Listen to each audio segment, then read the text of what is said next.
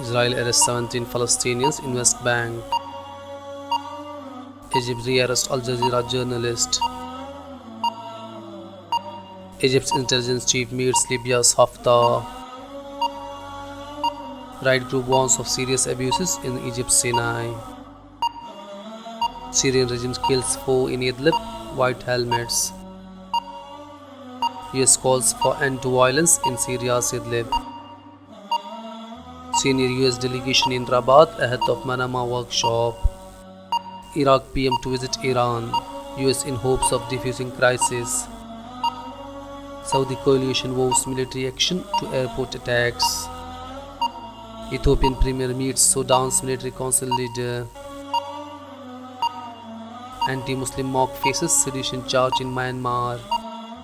Afghan presidential nominee urges holding election.